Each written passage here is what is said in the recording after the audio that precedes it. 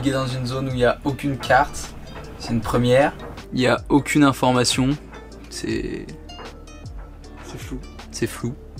Donc dans ces cas-là, comment faire? Bah déjà on navigue que de jour pour pouvoir voir s'il y a des mouvements d'eau. Et la vraie inquiétude, c'est que par exemple quand on est arrivé à ce mouillage-là, c'est pas du tout cartographié. On s'est mis à l'ancre, très bien. Et là, marée basse, on a vu qu'il y avait des cailloux à 50 mètres. Et on se dit, bah, si on s'était mis à l'ancre sur ces cailloux, on n'aurait pas pu le savoir, quoi. Donc voilà, ça va être un peu stressant, mais ça vaut le coup. J'espère. Évidemment que ça vaut le coup. Ok, le banc d'Arguin. Qu'est-ce que le banc d'Arguin? Le banc d'Arguin, c'est une réserve naturelle. Et donc, pour y aller en voilier, il faut faire des demandes d'autorisation. Et on savait pas qu'il fallait des demandes d'autorisation. Et le dernier jour, juste avant de partir, on rencontre un mec dans la rue qui nous en parle. Et on a passé toute la journée à chercher des mecs qui pouvaient savoir où trouver ça. On arrive à avoir le numéro du directeur général du banc d'Arguin. Et on envoie directement un message à ce mec pour lui dire on part dans le banc d'Arguin, il nous faut une autorisation. Et on est parti sans autorisation en espérant qu'il nous l'aurait faite avant qu'on arrive. Et on a eu l'autorisation au dernier moment, donc ça c'était la bonne surprise. Et en fait il faut des autorisations parce que normalement les voiliers qui sont venus avant, ils avaient pris un guide à bord parce qu'il n'y a pas le droit au moteur, dans toute la zone du banc d'Arguin il n'y a pas le droit au moteur.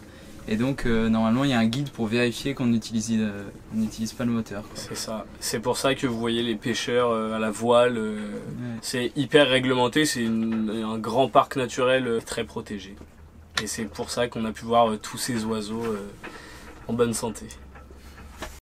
Quelle heure est-il? Il est minuit et demi. On a dormi combien de temps? 2 heures? 3 heures? 2h30 ouais pour ma part. Pourquoi on a dormi que 2h30? Parce que comme ça on part de nuit, on fait la partie normalement la plus facile de nuit parce que bah ici c'est encore cartographié. Et toute la journée on navigue dans le banc d'Arguin et on arrive normalement avant le coucher de soleil si on se traîne pas trop ce soir. Ok, mais on est quel jour aujourd'hui? Nous sommes vendredi 9 décembre. Ah, 9 décembre? Ah, qu'est-ce qui se passe le 9 décembre? Nous allons dans le banc d'Arguin. C'est l'anniversaire de Félix. T'as quel âge Félix? J'ai 20 ans. Wow. Donc là, Félix qui barre et on regarde avec la grosse lampe s'il n'y a pas des casiers de pêcheurs, des filets de pêche pour pas se prendre dedans. Donc, tout à l'heure, il y en a un qui a surgi juste à côté de nous, pourtant on était vigilants mais on l'a pas vu. Heureusement, on s'est pas pris dedans. Le jour se lève, tous les pêcheurs récupèrent leurs filets, ils les remontent. Et ensuite, ils retournent au bercail à Nouadhibou, là-bas. On a fait ça un peu à l'arrache. Mais donc, si vous venez à Nouadhibou, arrivez de jour, repartez de jour. Et si vous repartez de nuit, ça le fait quand même. Tous les 3 mois, il n'y a pas de pêche. Bah, je pense que c'est des cycles. Si vous venez avant le 9 décembre, le jour de l'anniversaire de Félix, si vous venez dans les 3 mois avant début décembre, normalement la pêche est fermée, donc il n'y a aucune galère de filets de pêche, quoi. Là on a eu quand même, on a zigzagué toute la nuit entre les filets, quoi. Mais c'est faisable, quoi. C'est largement faisable. Avec un petit bateau, ouais, on a, donc notre bateau il fait 8,25 m et on a 1,50 m de tirant d'eau. Ça monte, ça descend, là on vient d'avoir 1,50 de fond alors qu'on est à 15 000 de la côte, ça fait bizarre. C'est bizarre. Ça y est, on voit des dunes au loin là-bas. Au début on s'est demandé si c'était un banc de sable parce que là la terre est à 15 000, mais visiblement c'est des dunes qui sont hyper hautes. Ça promet.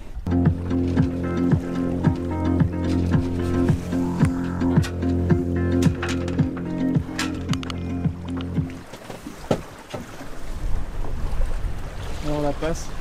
Et bah ça l'a fait, ça a fait bien flipper parce qu'il y a eu un passage, il y avait 1 mètre de fond, donc à 20 cm de notre coque. Mais on voit très bien les 2 bancs de sable là, de chaque côté. Ouais, j'ai vu plein d'oiseaux, c'est magnifique. Franchement là, quand on arrive sans carte comme ça, on a l'impression d'avoir découvert un endroit, quoi. c'est de l'avoir trouvé quoi, qu'on l'a mérité. C'est incroyable. Bon, quand je porte les lunettes de soleil comme ça, c'est que je suis fatigué.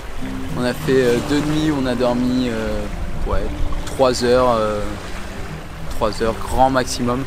Donc là, on va être content de poser l'ancre et de se reposer.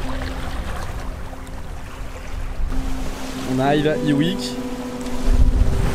ici. Calme. Calme.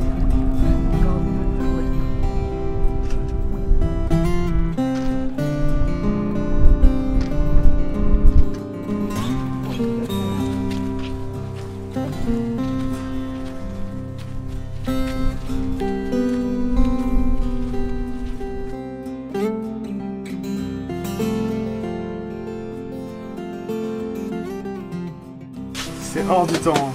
Ouais, je suis bien d'accord. Il n'y a pas, c'est tout petit, genre tu fais le tour en quoi, 5 minutes. Ouais. Il y a direct des enfants qui sont venus nous dire bonjour et tout, trop cool. On allait parler aux pêcheurs, du coup qui nous a donné le poisson. On est arrivé à Iwik il y a peut-être 1 heure et on s'est déjà fait offrir. Attends, je le monte, Simon, 2 secondes. Un beau bébé. Il fait presque la taille, oui, il fait la taille de mon torse, large. On a eu 2 nuits là où on n'a pas beaucoup dormi quand même, donc tout l'équipage se repose. On va quand même aller voir le match de la France. Qu'est-ce qui se passe ce soir? J'ai du mal à croire que quelqu'un ait une télé ici. Hein. Ouais, je suis bien d'accord. Et pourtant, Il y a un mec qui nous a dit qu'on pouvait aller regarder le match de la France à 19h. Il n'a pas été très précis où, mais il a dit Ouais. vers là-bas.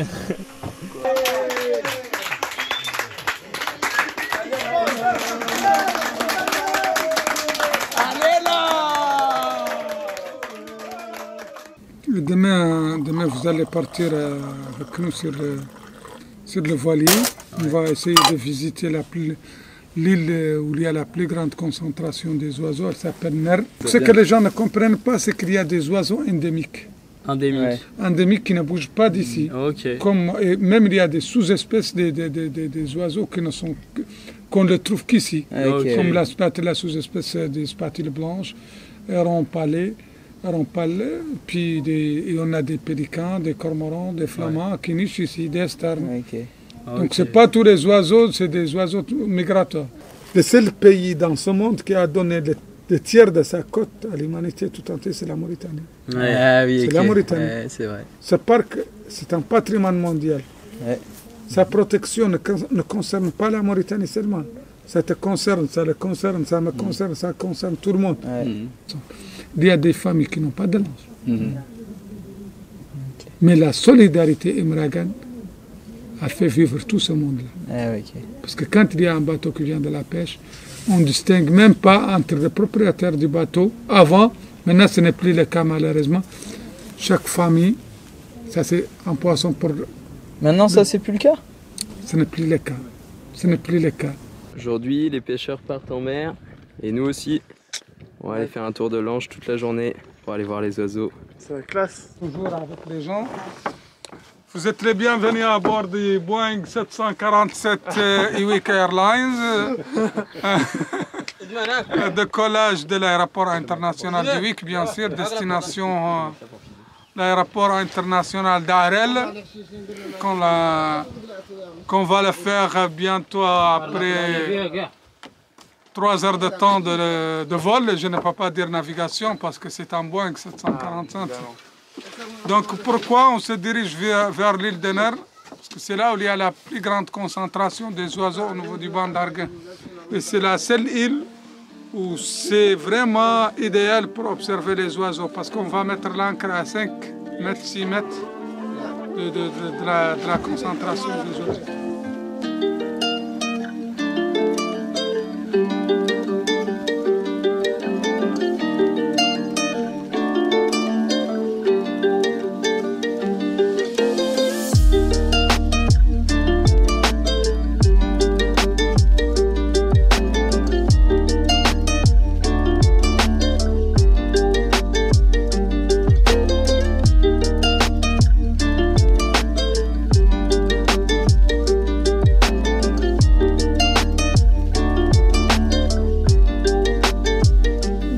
Imragan, c'est un mot d'origine berbère.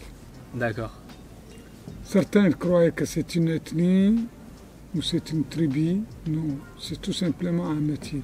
Le pluriel, c'est Imragan. Le singulier, c'est Amrik. Ok. Am en berbère, c'est l'homme. Rik, c'est la mer. Okay, Les hommes de la mer. Ok. C'est pas une ethnie, c'est pas une tribu, c'est pas une... Mais donc nous, on est des Imragan ou pas?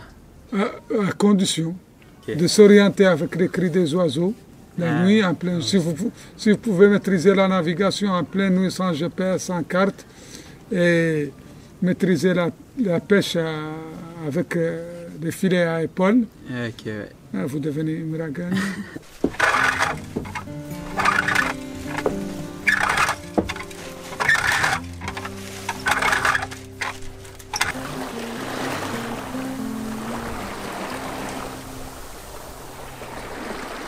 ودافع تقلب قامت مدندره به وهذا الشط وهذا الذراع وجات راكبه فوق. Donc ça, à la base, c'est des bateaux canariens? C'est des bateaux latins, mais nous on les a connus à travers les Canariens qui venaient pêcher ici. Ok. De temps en temps, ils laissaient un bateau pour les populations. Ok. Et ensuite, les populations ont fait les mêmes bateaux et... Ouais, maintenant il y a un chantier naval. Il est à peu près midi, on va jeter l'ancre pour essayer de pêcher le repas du midi.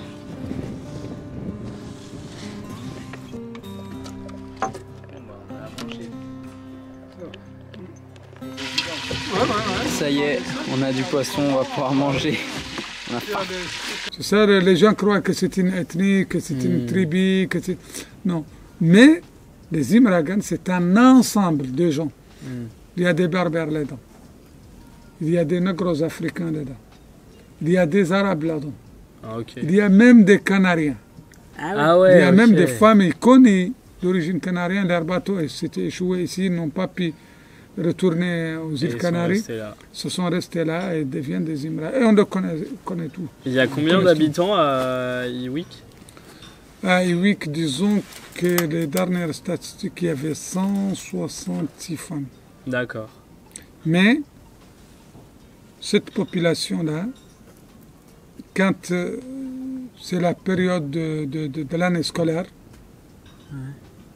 la majorité partent à Chami pour scolariser leurs enfants. D'accord. Pourtant, on a une école ici, mais les instituteurs n'étaient pas du tout fidèles.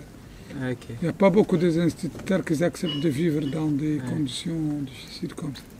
Mais quand même... Et donc toute la famille change de village pour scolariser les enfants? Pas toute la famille. Ouais. La maman, les enfants et le père restera pour pêcher, envoyer de l'argent.